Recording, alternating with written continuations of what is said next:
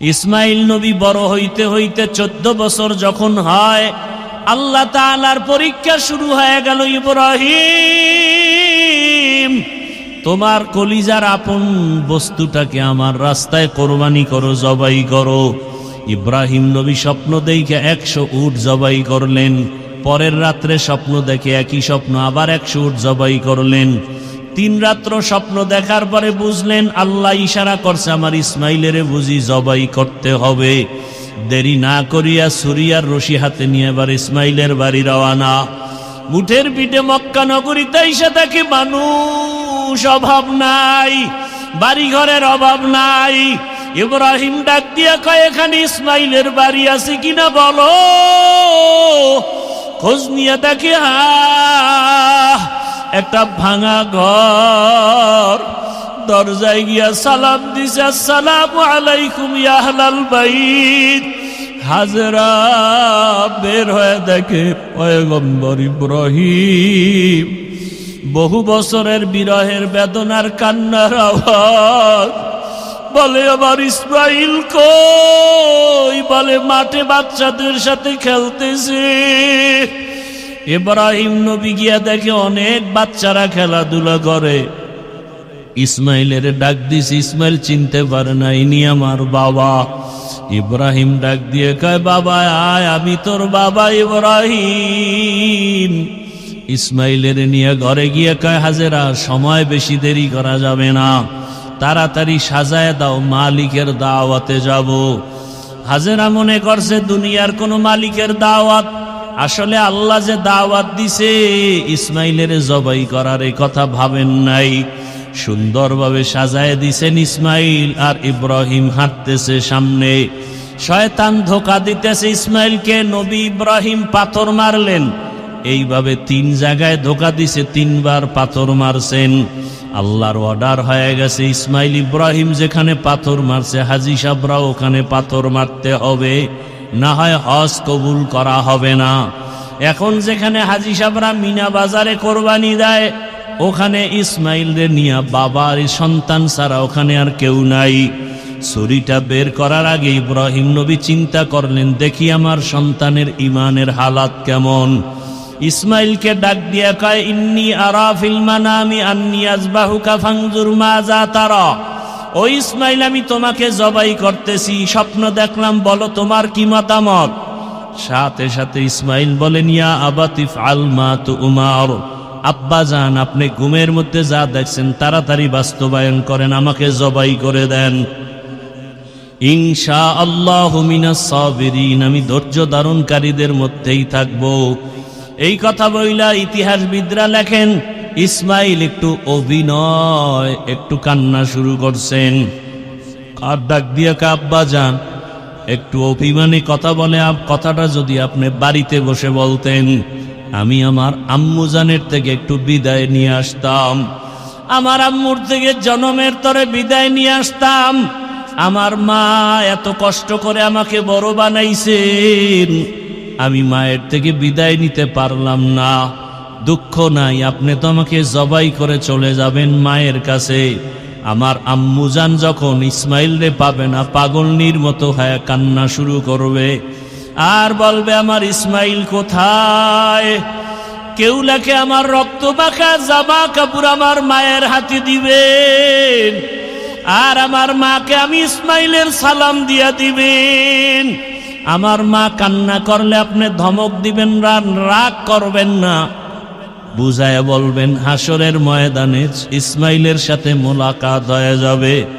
আব্বা জান, আপনি জবাই করার আগে আপনার চোখ 2টা রুমাল দিয়া বাঁধেন, কারণ জবাই করার সময় যদি আপনার নজর আমার চেহারায় লাগে, মায়ার কারণে জবাই করতে পারবেন না। বাবা, আমার হাতে পাও রশি দিয়া বাঁধেন। জবাই করার সময় যদি হাতে পায়ের নড়াচড়া আপনার শরীরে লাগে, আল্লাহ বেজার হয়ে যাবে। ইসমাইল শুইয়া পড়লে ইব্রাহিম নবী ছুরি হাতে নিলেন। আল্লাহ ডাক দিয়া কয়, ছুরি,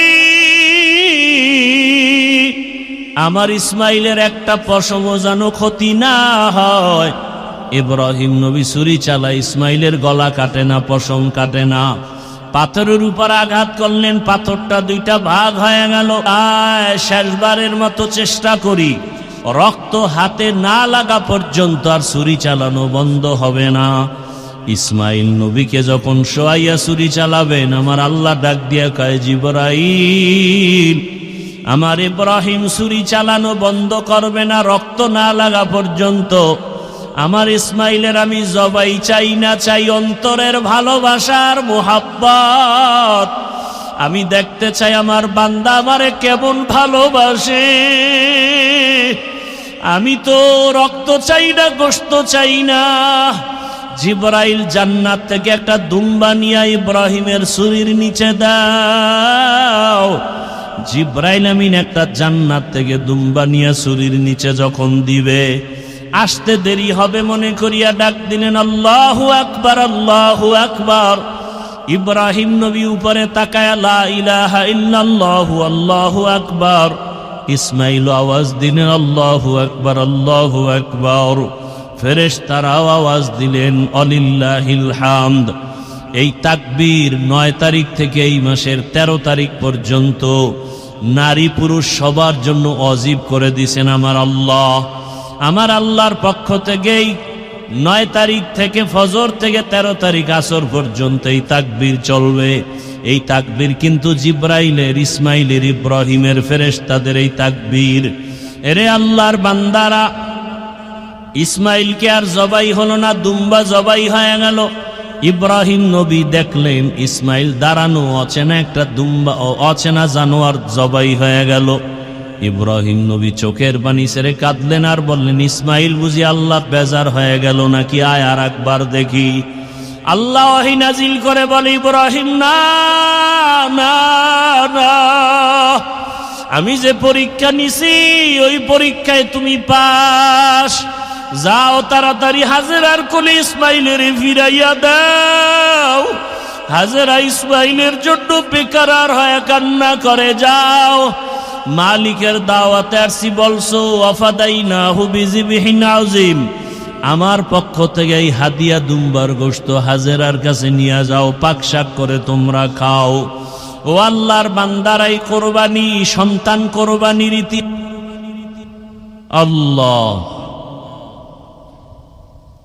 তো আল্লাহকে বেজার করা যাবে না কেন? আল্লাহ স্বার্থপর না। যদি হইতেন তাহলে যারা আল্লাহর দেওয়া পানি, আল্লাহর দেওয়া বাতাস, আল্লাহর দেয়া সূর্যের আলো, চাঁদের আলো ভোগ করি আল্লাহকে মানে না। আল্লাহ যদি স্বার্থপর হইতেন, ঘুমের মধ্যে ওদেরকে মেরে ফেলতেন। কি? আল্লাহ ঘুমের মধ্যে ওদেরকে মেরে ফেলতেন। আল্লাহ মেরে ফেলেন নাই। আল্লাহ পাক না মারিয়া বরং ডাকতেছেন, গভীর রাতে আয়, আমার তওবার দরজায় ফিরে আয়।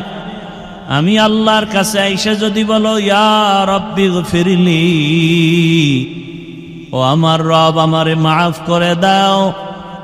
তুই গুনাহ করছো 1000 বছর, পাহাড় পরিমাণ গুনাহ করেছো, আর আমি আল্লাহ তোকে মাফ করতে আমার বছর লাগবে না, মাত্র একটা মুহূর্ত সময়। আমি আল্লাহ তোর 100 বছরের গুনাহ 1 সেকেন্ডে মাফ করে দিব। আতিনা ফি দারে দুনিয়া না হাসান, আতিনা ফি দারে উকবা না হাসান, ইয়া গিয়াসাল মুস্তাগীসিন আহতিনা লাফতিখারা বিল উলুমে ওয়াল গিনা। হর গরিদে नेको तू तैयार है, जो न मांगे उससे तू बेजार है। আল্লাহকে বেজার করা যাবে না কেন? আল্লাহ স্বার্থপর নয়। আর দুনিয়াতে যাকে দেখি সব স্বার্থপর। পীর সাহেবও স্বার্থপর, মুরিদেও স্বার্থপর, ঠিক নেই? এমন একজন পীর আছে যার স্বার্থ নাই? আছে? সব পীর স্বার্থপর।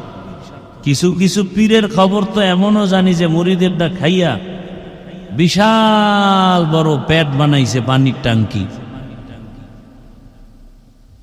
বাড়ি গাড়ি বানায় ফেলছে। এক পীর সাহেব তো ঘোষণাই দিছে, একটা হোটেল করবে, এক একটা রুম কইরে দিতে পারলে সে বিনা হিসাবে জান্নাতে নিয়ে যাবে বিশ্বাস। এমন পীর আমাদের দেশে যেমন হক আছে তার থেকে 10 গুণ আছে ভণ্ড। এর দরবারেও মানুষ কম না বেশি? হ্যাঁ, রসুল বলছেন সাবধান, অনেক লোক হওয়া এটা হকের পরিচয় না। এই ওয়াজে অনেক লোক হইছে এই জন্য এই ওয়াজটা কামিয়াব হইছে না। ফজরের নামাজে মসজিদে লোক বেশি হইলে ওয়াজ কামিয়াব। হ্যাঁ, আল্লাহকে বেজার করা যাবে না কেন? আল্লাহর কোনো অভাব নাই, দুনিয়ার সবাই অভাবী। অভাব থাকলে অন্যের অভাব পূরণ করে না, নিজের অভাবের তাড়নায়। আর আমার আল্লাহর কোনো অভাব নাই। আল্লাহ বলেন, ইয়া আইয়ুহান নাস আনতুমুল ফুকারাউ ইলাল্লাহ ওয়াল্লাহু হুয়াল গানিয়্যুল হামিদ।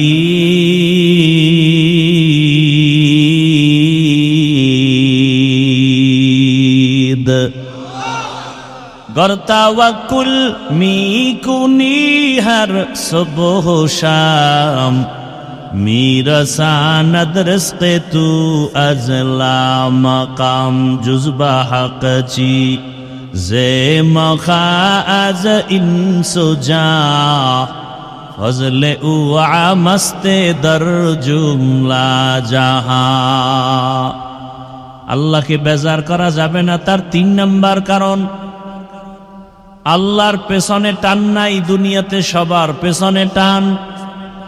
আমাকে আমার ছেলে পেছনে টানে দাও, মেয়ে টানে দাও, স্ত্রী বলে দাও, মা বাবা বলে দাও। আমার আল্লাহর ছেলে নাই, মেয়ে নাই, আমার আল্লাহকে দাও বলার কেউ নাই। আমার আল্লাহ বানাইছেন আদর করে মানুষ। আল্লাহ বলেন দাও, বলবা কখন? আমি দেওয়ার জন্য প্রতি রাতে গভীর রাতে আসমানে আসি। কোন দিন আল্লাহ আসেন? কোথায়? কোন টাইমে? অতি গভীর হয় রজনী যখন, নীরবে প্রভুর নাম জপিও তখন। প্রভুর করুণা যদি পাইবারে চাও, গভীর রাতে উঠে প্রভুর গুণগান গাও।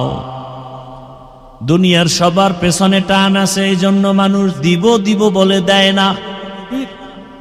যতটুকু দেয় তাও আদা মতো দেয় না, মনের মতো দেয় না। আবার যতটুকু দেয় তার খোটা দিয়া বদনাম ছড়ায় দেয়। দেয় 5,000, চায়ের দোকানে চাপাবাজি করে, মসজিদ তো আমি করে দিছি। 50,000 দান কইরা চাপাবাজি করে, মাদ্রাসা তো আমার। আর আল্লাহ কেমন ধনী? আল্লাহ বলেন আমি এমন ধনী যে প্রশংসিত ধনী। আমি আল্লাহ দেওয়ার জন্য পাগল। দুনিয়াতে কোনো ধনী নাই যে দিতে চায়। চাইতে চাইতে চাইতে চাইতে জুতা ক্ষয় হয়ে যায়, এরপরে কিছু দেয়। তাও দেওয়ার পরে খোটা দেয়, দেয় না? কয় অমুক ব্যক্তি তো আমার টাকায় বড় লোক হয়েছে, অমুকের ছেলে আমার টাকায় লেখাপড়া করছে। বলে না? বলে না? আল্লাহ হেদায়েত দান করো। ভাইরা আমার, আমি যে আয়াত পড়ছি, বর্তমানে হজের মাস চলতেছে। কোরবানি দেওয়ার নিয়ত করছেন কারা কারা? একটু দয়া করে হাত দেখাবেন।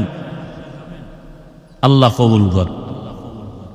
আপনাদের জন্য তো সুন্নত ছিল এই মাসের 1 তারিখ থেকে কোরবানির পশু জবাই করার আগ পর্যন্ত চুল মোষ কিছু কাটা যাবে না, হাতের নখ কাটা যাবে না, কাটার মতো যা আছে কিছুই কাটা যাবে না। কাটতে হবে পশু জবাই করার পরে। আল্লাহ দেখতে চান যে হাজী সাহেবরাও এই কয়দিন চুল মোষ কাটবে না, আঙ্গুলের নখ কাটবে না। তোমরা হজে যাইতে পারো নাই, কিন্তু তাদের নমুনাটা ধরো, আমার কাছে ভালো লাগে। হজের পুরা স্মৃতি তিনজন ব্যক্তিকে নিয়ে, ইব্রাহিম আলাইহিস সালাম, ইসমাইল আলাইহিস সালাম আর মা হাজেরা আলাইহাস সালাম, তিনজনকে দিয়েই টোটাল কোরবানি, টোটাল হজের স্মৃতি। একটু সময় দিলে আমি ওই কথা বলার জন্য আয়াতগুলো পড়ছি, বলবো ইনশাআল্লাহ। হ্যাঁ, ঘটনা তো অনেক বড়, আমি কমায়া সংক্ষেপে বলতেছি। যেই বাইতুল্লাহ জিয়ারতের জন্য সবাই চলে গেলেন, এই বাইতুল্লাহ পৃথিবী বানানোর পরই আল্লাহ প্রথমেই ঘর বানাইছেন। ইন্না আউওয়ালা বাইতু মুযিআ লিন-নাসি লাল্লাযী বিবাক্কাতা মুবারাকান ওয়া হুদা, মুবারাকান ওয়া হুদাল লিল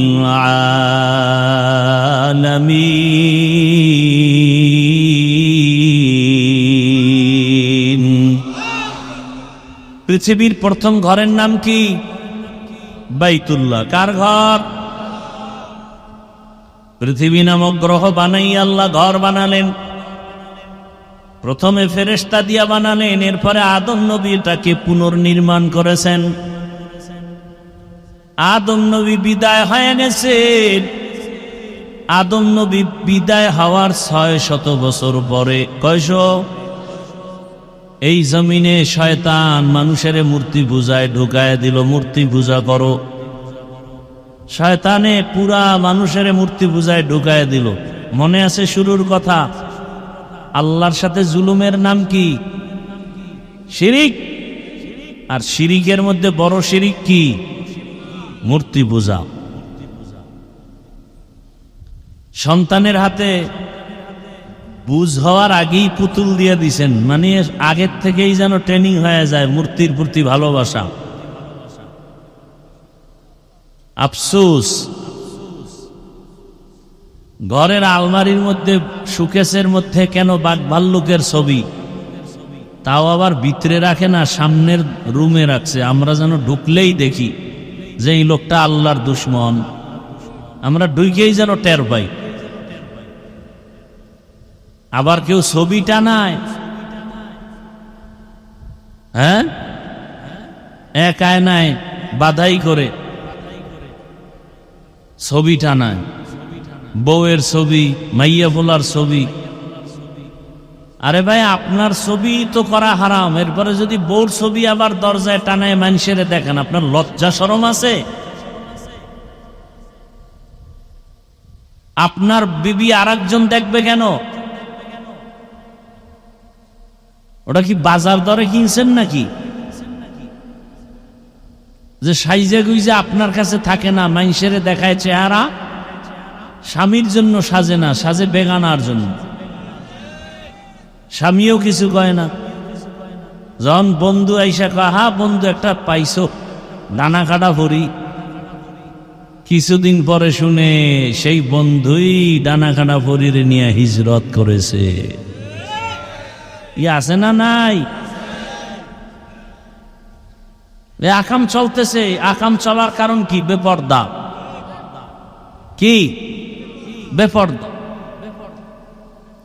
আল্লাহ হেদায়াত দান করুন। এই যে অনেক বাবারা ছেলে সুন্দর কণ্ঠওয়ালা আছে না, পাগল হয়ে যায়, প্রতিযোগিতায় পাঠাবে, মানুষে দেখবে কি সুন্দর কণ্ঠ, একজনে একটা আকাম করে দিবে, কণ্ঠ শেষ শেষ। অথচ উচিতে কণ্ঠকে গোপন রাখবেন, ভবিষ্যতে কাজে লাগাবে। খালি বদনজর লাগলেই তো একটা মানুষ শুকাইয়া কাঠ হয়ে যায়। মানুষের বদনজর বড় মারাত্মক। আপনি খানা খাইতেছেন, আর একজনে বদনজর দিবে, খানাটা পেটে যাওয়া মাত্র ডায়রিয়া শুরু হয়ে যাবে। বড় কঠিন হালাত। শুধু কি মানুষের বদনজর, জিনের বদনজর আছে।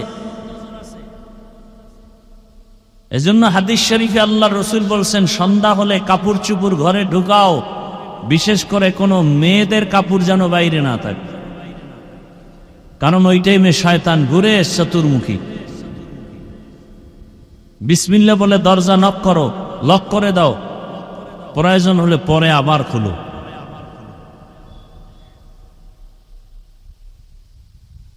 এখন পাগল হয়ে যায়, বাপ মা পুরস্কার পাবে। পুরস্কার কেমনে পাওয়া যায় এই বুদ্ধিতে বাপেও দৌড়ায়, মায়েও দৌড়ায়। এখন মুসলমানেরও অনুষ্ঠান করে পুরস্কার পাবেন, কি করে না করে না? মুসলমানি অনুষ্ঠানে আরে হাদিয়া। এক বক্তায় কয়, বাপে চিন্তা করছে এত পরিমাণ হাদিয়া খালি ছেলের মুসলমানি, তা আমিও আর একবার করি। হাদিয়া তো কম না, এরকম হাদিয়া পাইলে সবাই মুসলমানি করাও। এটি ইসলামে অনুমোদন করে না এই সমস্ত অনুষ্ঠান। কে বুঝাবে, কে বুঝবে? বলার মানুষ নাই, শোনার মানুষ নাই, বিরোধিতা করার বেয়াদবের অভাব নাই। আল্লাহ হেদায়াত দান করে।